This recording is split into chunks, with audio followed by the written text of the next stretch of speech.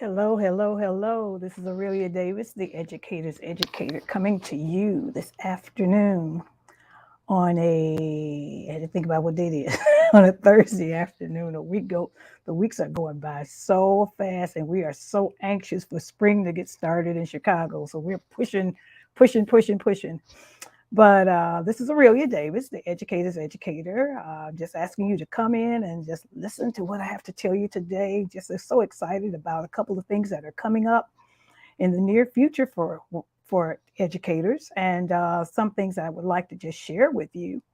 And so at the same time, I want to tap into this particular topic for today. The particular topic for today, I have found out by talking, I do have an opportunity to talk to educators, especially educators that are in the system today, educators that survived the pandemic, educators that were in schools or in classrooms before the pandemic. And the answers always seem to be the same. I ask them, how are you doing? Well, I'm overwhelmed. I'm having all kinds of issues. And I have really been able to get back into the swing of being a teacher. And it's very, very frustrating if these individuals are, I would say, at the beginning of their teaching career. And in other words, if it's their first time in a classroom, and then you think about those individuals that had to go through student teaching through the pandemic, they had to basically do student teaching through the pandemic. And I just know that was a very difficult task for a lot of individuals. So when I was coming up with this particular topic, I was asked, they said, the teachers would usually give me a list of things that would overwhelm them, about their classrooms. Even at this late date in January, February, they've gotten through half the school year, that they're still being overwhelmed. They're still being very anxious about going into that classroom starting that day.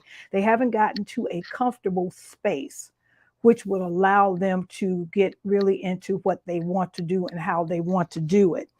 So I came up with a couple of reasons. Some of the things I wrote down that they had told me, and then I saw a couple of things that I found to be very overwhelming as a teacher when I was teaching.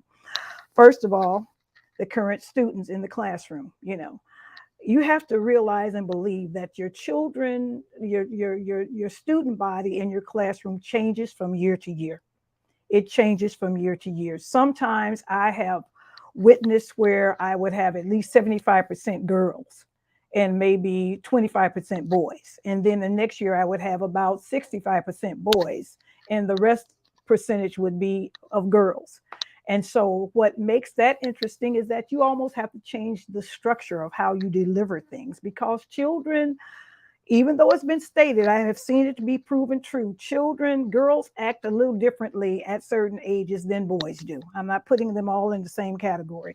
I found that with the years when I had more girls in my classroom, I found that I had to do more girly things in my classroom. I had to do more things that was interesting to them at that particular time. And sometimes we would have makeup parties. I'm talking about third grade now. We have makeup parties. We would do fingernail polish parties. And then when I had a majority of boys in my classroom, then what I found myself doing also was, doing more boy activities, and maybe even bringing in a male to just do activities with my boys. So that's the first thing. That's the first thing that can be very overwhelming. The students that you have in your classroom at that particular time. Something else is classroom management, and I've been talking about classroom management like for the last 3 or 4 years. Because I believe a good classroom management plan makes teaching easier. I'm just going to keep it simple like that. A good classroom management plan makes teaching easier.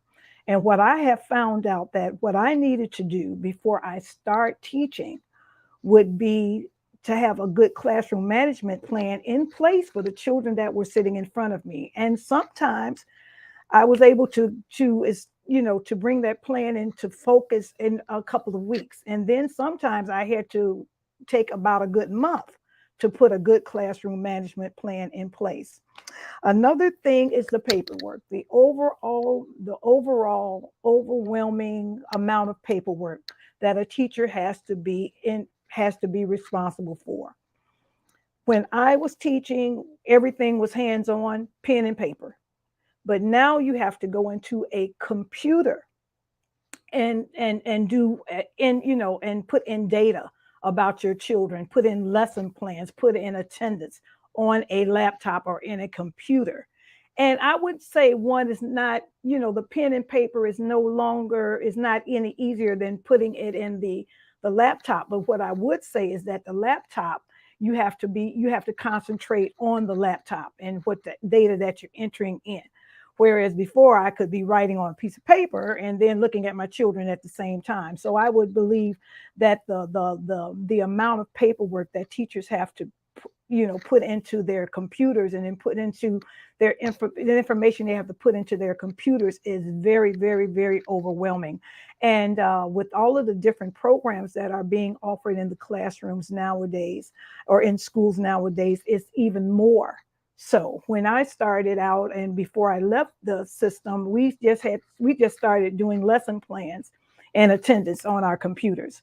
But now, from what I'm understanding, everything is done. Everything is done. Even if you have like an anecdotal on a child that you want to insert some information about a particular child that you might be getting ready to uh, maybe have measured or judged or, put in special ed, you have to put that information into your laptop and in your computer.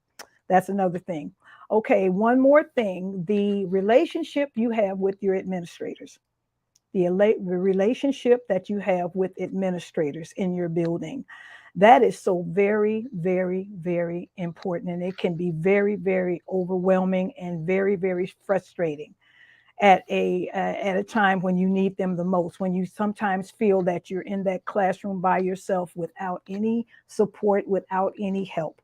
Well, first of all, I'm going to talk to the administrators. They unfortunately have a lot of things that's basically trickling down from the top. It's a top down pressure, They're getting information from the state, then they're getting information from the city, then they're getting information from the district, and then they're getting information from the areas that they're in. The city it may be broken up into about 5 different districts or areas. So things come down, and basically what ends up happening, you as a teacher, you get the brunt of it. You get the brunt of it. And the unfortunate thing is that the deadlines they put on you in order for you to get some things accomplished, immediately is just unnerving. It's very unnerving.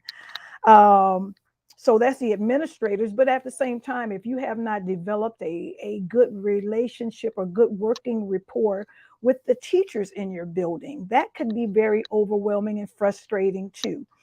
And so, what I'm going to do is talk about these things, some of the things that might be overwhelming you, but at the same time, tell you how to possibly accomplish and sort of take some of the edge off of a lot of these things. One other thing, parent relationships. And I would say that those parent relationships are a little bit more important than anything else you have on. Because if you find that your parents are working with you closely, and if those parents are supporting you, that is a tremendous burden off of you. That is a tremendous burden off of you as an educator. If you have at least 50% of your parents supporting you in everything you do, then you have accomplished quite a bit. And I say 50% because every parent is not going to get on board. Every parent is not going to get on board. I found that the parents that usually get on board are the ones that have their children are getting good grades. those parents where the children are getting good grades, I have all kinds of support with them. So if I found myself basically pulling in those parents where the children were having issues, their children were having issues in the classroom, I had to sort of rally them in to the point where they worked with me also, because these are the children that were going to have problems further down the road. So talking about uh, parent communication, talking about the current students in your classroom, talking about classroom management, talking about the overall overwhelming paperwork, and then being, just having a sense of belonging in your building is something that basically, God, basically, I'm sorry about that, that you want to be able to just sort of pull things together. Well, first of all, I will not say that I did not have periods of time in my teaching career where I did not feel overwhelmed. There was. There was.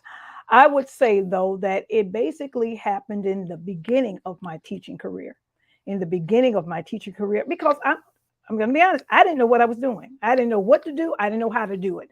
I had been to college. I had gotten the credits in place. I did real good on my method courses and things like that. But now I had these little individuals or these big individuals in front of me. What do I do with them? What do I do with them? How do I teach? So until the practice, you get the practice of teaching doesn't come until you're actually in the classroom by yourself. The practice of teaching does not come to you easily until you have gotten into the classroom by yourself. And that means you're practicing, is a continuous practice every day, hour by hour, month by month, week by week. It's an ongoing practice, it's an ongoing learning experience that you and your students are learning at the same time, because the children don't know you and you don't know the children. So the first thing you have to do is get used to who's sitting in front of you and learn who you're working with. And that can be easily done. And if you just sort of pay attention, if you pay attention. But I found out that what helped me with those overwhelming fears of being an educator, I found out what helped me is that I would take every day as an individual learning experience. I'll say that again. I took every day as an individual learning experience. And when I say that, I mean that every day I was learning something new. Every day I was learning something new. I found out eventually that my Monday morning and my Tuesday morning was not going to be the same. I found out that my Tuesday morning and my Friday morning was not going to be the same. And what I found out that I had to do, I had to be flexible enough to be able to just take what was given to me, immediately. So if I stepped in my classroom on a Monday morning, and say, for instance, I started out with some good spirits. I came into the building, I was feeling good about myself, I was feeling good about my students. I would sort of preconceive the things that I wanted to accomplish that day and see exactly how much I could accomplish. But at the same time, eventually it got to the point that if I had five things to accomplish in a school day, if I was able to get three of those things accomplished, I was doing good. I was doing good. I would not beat myself up because I did not accomplish the next, those other two things that were on my list, those other two things that were on my agenda. Because when you're working with children, children have a tendency of taking you to making you flexible, because they are the ones that you're working with and they have to be the ones to receive what you're giving them. And it does not make sense if you are giving them something and they are not capturing what you're giving them. I'll say that again. It doesn't make sense that if you're giving them or teaching them a lesson and they're not capturing the lesson that you give them. And it could be the best lesson. I mean, I've had some dynamite lessons that went like a flat balloon. They just push you like a flat balloon. And I sit there and look at my children, don't you get this? Don't you get this? And they just say, no, Miss Davis, we don't understand what you're saying. So then I have to revamp. I have to revamp and rethink the whole thing and start all over again. So, like I said before, the first thing I would do is I would start out in the morning anticipating my day, and then anticipating anything that might go wrong with my day, and being able to be flexible enough to just sort of go along with the flow, go along with the flow.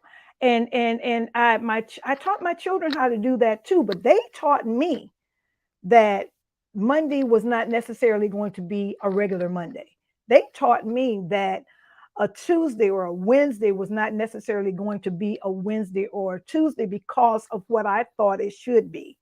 They took over. They took over the schedule and basically made it to what they wanted it to be or how they were going to be. Because you have to look at children, unlike teaching college students, there is a certain amount of control. But teaching children, you have a certain amount of control, but at the same time, they have a tendency of taking it to the next level where your control is just sort of basically falling apart. And it's okay. That's okay. You want your classroom to be lively. You want your classroom to be full of activities and energy. You want your children to feel good about showing up every day. So just go with the flow of your day. Don't be so stagnant to so rigid that you cannot be flexible, because then you will become overwhelmed day after day after day after day. I remember teaching, and my principal one time approached me. And the good thing about it is I had a very good rapport with my principal and my assistant principal. And that's when we were sending lesson plans through our laptops, and they would look and whatever. And so one time my principal came into my classroom and she said, "Miss Davis, I was looking to see the math lesson you were doing." I said, "Well, we did that this morning." And she said, "Why?" I said, "Because they were in the mood. My day led to doing a very fantastic math lesson in the morning, and then they were so excited and energized the morning that then I decided to do reading in the afternoon." And she looked at me and she looked at the students and she asked them, she said, "Was that okay with you guys?" They said, "Yes, yes." And so now she met my children in the afternoon where they were more prone to wanting to be able to be read to, or reading a very good story that they can talk about with their table mates or with their classmates. So that's the type of flexibility that I'm talking about. You can't go in there uh, on edge. I'm not saying don't be excited. Go into that building excited every day, but be ready for it's like be ready for a surprise. That's what I'm saying. Be ready for a surprise, and being able to embrace that surprise is going to help you get over being so anxious and overwhelmed about what you're doing. I would say that out of all of the lessons I taught, out of, say, for instance, within a month's time, I intended to teach maybe so many number of lessons in reading, so many number of lessons in math, social studies, and science, the four core groups. And say, for instance, let's just go get sort of give it like a wild number of about 150, combining all of those core groups together. If I was able to get through 75 lessons of those four core groups, science, social studies, reading, and math, 75 lessons for the month of October or November. And those 75 lessons were very valuable lessons to my students. I did my job. I accomplished my job. I accomplished my job. You have to realize your time schedule is not your student's time schedule. And sometimes you have to let your administrators know that the time schedule in my classroom is not the time schedule that you have at the administrative level. I know they have a lot of pressure on them and there's a lot of things that they have to deal with, but you have to bring them back to the class. Sometimes you have to bring administrators back to the classroom and let them know exactly what you are dealing with. And you are the person on stage having to having to deliver what you have in your lesson plans. And it's not as easy as the people from the outside looking in. It's not that easy. It's not that easy. So they're looking in and they're seeing that you're supposed to be doing something, but you know what the atmosphere is in your classroom. And after you have had those children for about a good month and a half, you know what's coming. You know to look for the surprises. You know how they're going to feel. I found out after paying special attention, I found out that my children were very on a Monday, they didn't have seem to have as much energy as they would on a Thursday or Friday. It seemed like on Mondays, especially, I had to start planning easier activities for them. Basically, I would sort of give them the first half of the day, and I wouldn't have as much structure in my lessons as I would for the rest of the week. And I also found out that whatever I was not able to teach on Monday, I was able to teach it throughout the week. I was able to get back into it for the week. So that's why I'm saying that lesson plan is a roadmap, but it's a flexible roadmap where it may be going straight down. It may lead you over to the right and it may lead you over to the left. And as long as you're flexible enough to go in those directions, then you have did your job. You have did your job. I was talking to a group. I'm taking a social emotional learning certificate through a program and mindful program, and I am enjoying it. This is the second time taking it. I am really getting into it because social emotional learning was not around when I was teaching. We may have called it something different, but it was not around when I was teaching. So what I found out is we would have the small breakout sessions, and I would just sort of share with teachers. And I think the last question we had on Wednesday, it's talking about communicating with teachers and communicating with individuals in our building. And the question was, when did you feel, at what time in your life did you feel most important? And my answer was this: I felt most important after I retired from teaching. And they looked at me. I said, yeah, I felt most important after I retired from teaching. And what I was really saying is that I felt I then knew how valuable I was after I retired.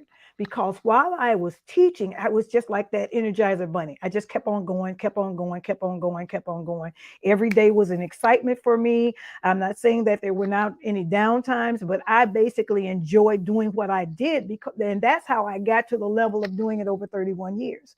Because I didn't look at time, I just kept doing it and kept doing it better. And every day I got better. And every day I got more excited about meeting those little faces, and, just waiting and anxious to see those children and whatever. So I said all that to say this: the overwhelming that you're feeling, you have to take control. You have to take control of how you approach your classroom day. If you feel that some of the techniques I said that I did when I would put on Mondays, I would play easily, I would play classical music, no words or anything, just the din of the noise in the background. That relaxed me. That relaxed me. And I would have that playing even when my children were coming into the classroom, but I basically played it for myself because it would sort of put me in the mood of motivating. It would, at the same time, it would relax me. And so I basically would start my week out like that. I start my week out like that. And I did that for years and years and years. And then some days I would measure the excitement of my students and whatever was on my lesson plan. I did not pay attention to it until later because I had to measure the excitement or the energy of my students. I measured that daily. I would measure the energy of my students because that depended on how much I was going to be able to accomplish that particular day. So that's another way to sort of get over being overwhelmed. I did develop a very good rapport with my administrators. And as I was having issues with different things that was coming down through the pike, I would let them know that. I would let them know that. I said, I'm really having some problems with this. I said, and I know you have set some deadlines up for me to do, but I'm going to need a little extra time because these are the things that I have going on in my classroom, you know. So I would need a little extra time to accomplish these goals that's coming from your office, if that's okay with you. And I found out that as long as I was open to talking to them, they were open to talking to me because I said, you want me to be successful in my classroom. If you want me to be successful in my classroom, this is what I need your help with. This is what I need your help with. And they had a tendency, even though they had been in the classrooms before, they would come together and realize that we were being pushed too hard to do a lot of things. And all it did was frustrate us as educators. So they would have a tendency of lightening up every once in a while.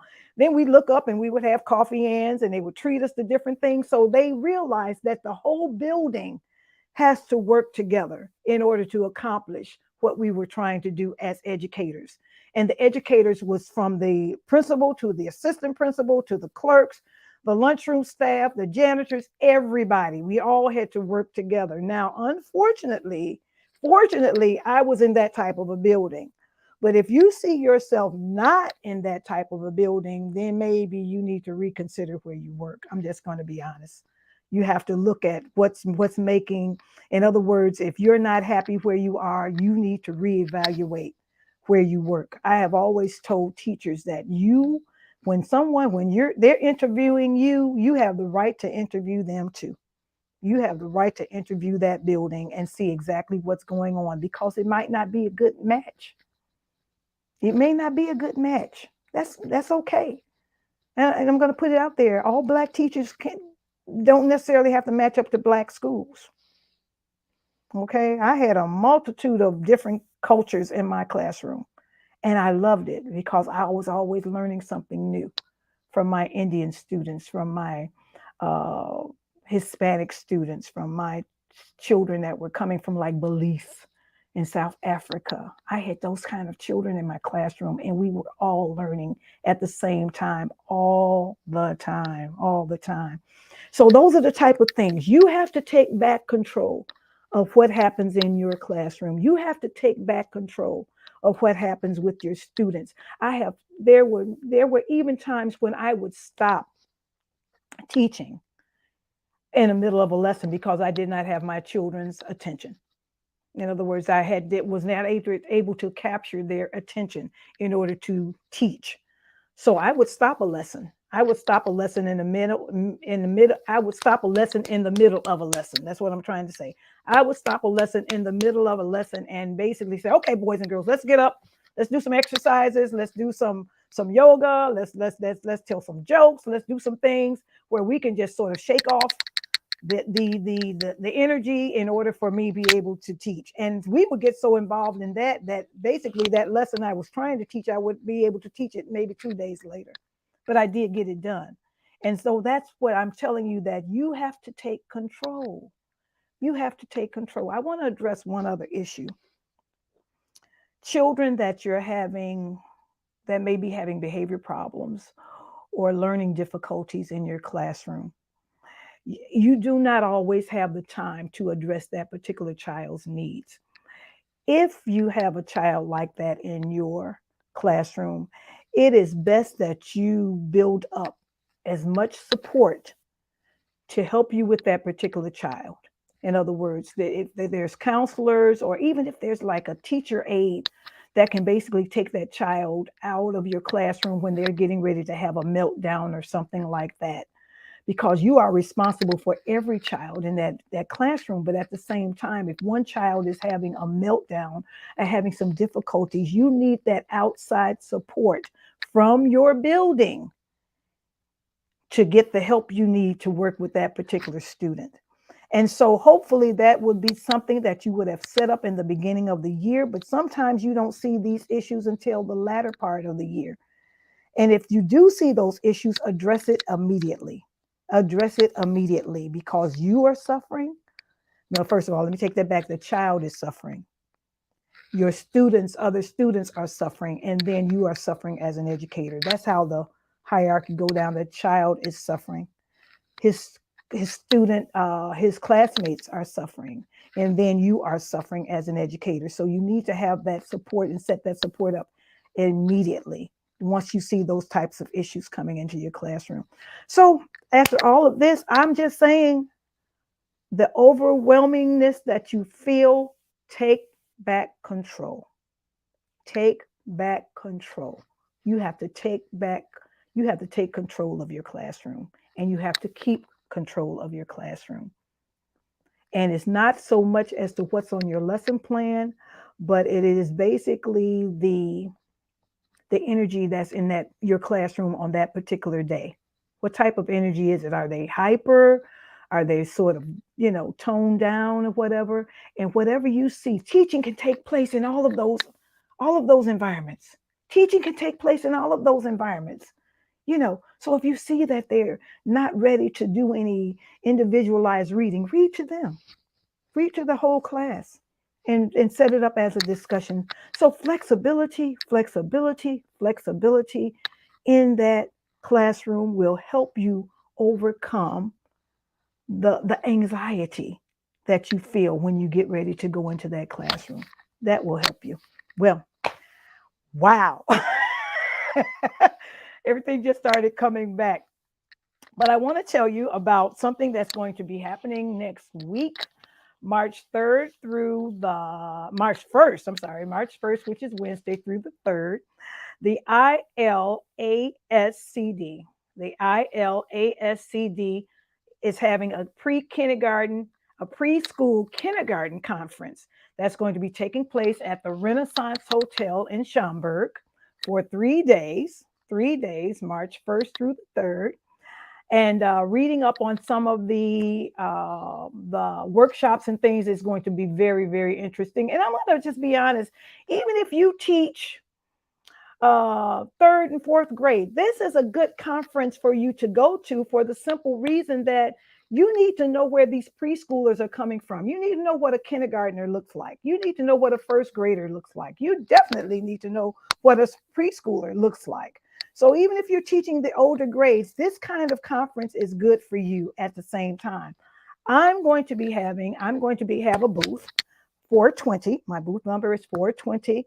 At that booth, you'll be able to meet me personally. For all of these people I've been talking to for over the years, I would just love to see your face in the place. I'm going to be introducing and still taking pre-orders for my STEM learning cards, which is the preschool edition, and just waiting to see anybody and everybody. I would just love to see you. So if you have some time next Wednesday through Friday, March 1st through the 3rd, attend the preschool kindergarten conference that's going to be held in Schaumburg at the Renaissance Hotel. And check me out at booth 420. Wait a minute, I don't think that's booth 420. That's booth 420. Oh, I'm sorry. Well, I'll be in the area. I'm sorry, booth 424. I'll be at booth 424. Look for Aurelia Davis, the educator's educator.